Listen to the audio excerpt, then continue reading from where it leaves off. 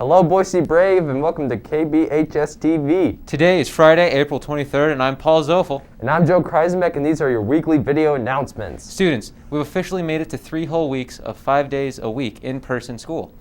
While this is a cause for celebration, it is important to note that changes between virtual, hybrid, and full in-person have been difficult for others, not just students. True, I mean, my dog really misses me now that I'm gone every day. Paul, I'm talking about the teachers. This has been really tough on our teachers. Oh yeah, them too. Here's a look at how virtual, hybrid, and full in-person has affected teacher preparation. Check it out.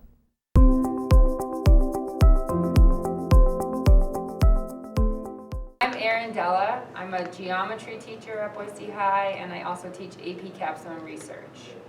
Teaching this year has been really difficult. I've felt a lot more like a secretary than a teacher at some points because I'm always on my computer. We all know that teachers don't do their job for the fame or the money. Like, we do our jobs because we like to interact and help students learn.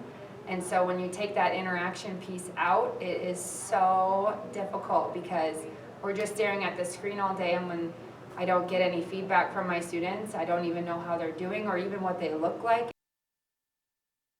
Participating as much as possible online, I know that it's uncomfortable, and I know that it's really easy to tune out, so I know I'm asking a lot of that, but the more often that you can participate or answer questions, or when your teacher says, "Hi, how are you today?" not just staying on mute with your camera off, but actually saying, "I'm good, how are you doing?" You know, just recognizing that person, there's a person on the other side of that computer that's like actually trying to reach out and have an interaction with you.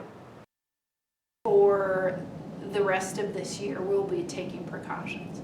So, and the things that work are washing our hands, not touching our face, 6 feet apart, and of course masks. So we're seeing changes in the virus, and I think being very aware of what's happening in different parts of the world are important. I know we all would like to get back to normal. And I know I act different now because I've had the first vaccine. Mm-hmm. And I can feel myself being much more open in the classroom, moving around the classroom a lot more just because I've had that first vaccine.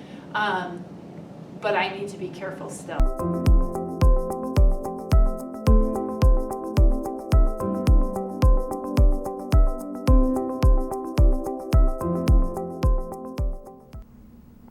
It's time for today's clubs and event news. Finn, tell us what's happening.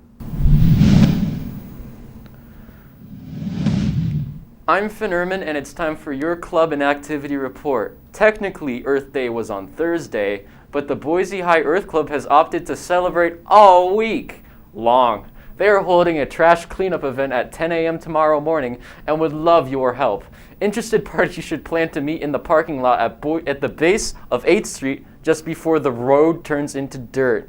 If you're more of a late riser, you can join the flower pot painting and flower planting in Camelback at 12:30 p.m. Or you could be uber cool and plan to make a day of it. Think about it, your Earth thanks you. Well, this has been Finn, and you're officially up to date. Back to you. Bye, Gabriel. Hi. Let's turn things over to Charlie, our sports desk. Charlie, tell us the score.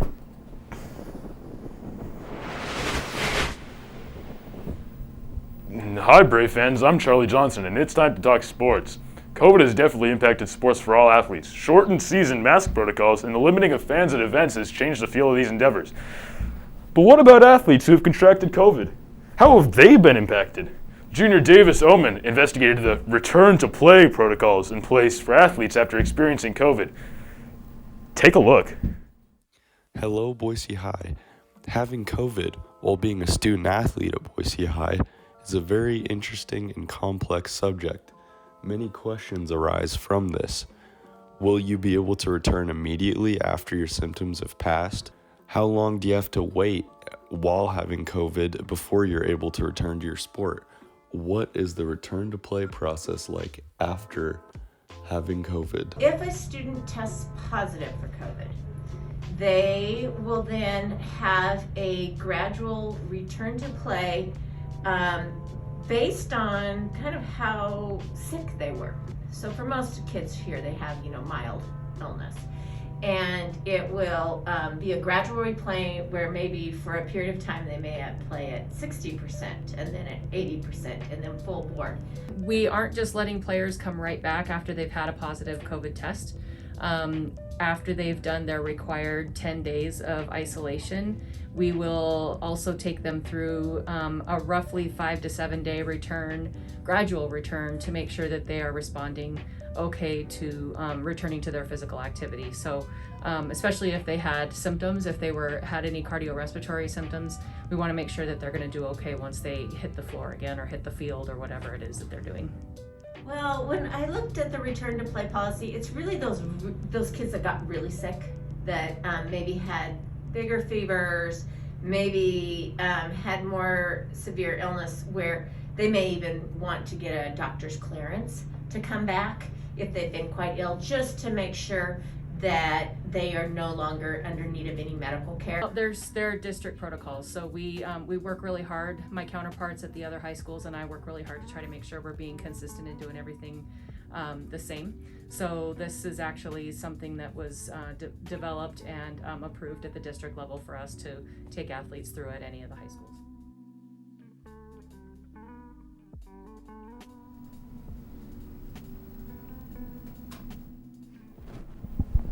Good luck to our softball squad who hosted Rocky tonight. The first pitch is starting at 5 p.m. More good luck to our baseball team who also plays Rocky at Rocky Mountain tonight with a 6 p.m. start. Rattle those bats, boys. Track hosts Meridian this afternoon here at Boise High. Events are slated to start at 4:30. Don't miss this final opportunity to see the Brave compete at home. Tennis JPEG. Finally, good luck to tennis, who competes in the Capital Classic tomorrow and all day tomorrow. Well, that's your sports wrap. This has been Charlie reporting. Now back to you, Gabriel. It's time for today's Words of Wisdom. It's been a difficult year, but there's still much to celebrate. Famous novelist Charles Dickens once said, "Happiness is a gift, and the trick is not to expect it, but to delight it when it comes." Remember, you can make it a great day or not. The choice is yours. This has been Joe. And Paul sharing what's up. Thanks for watching, Boise High.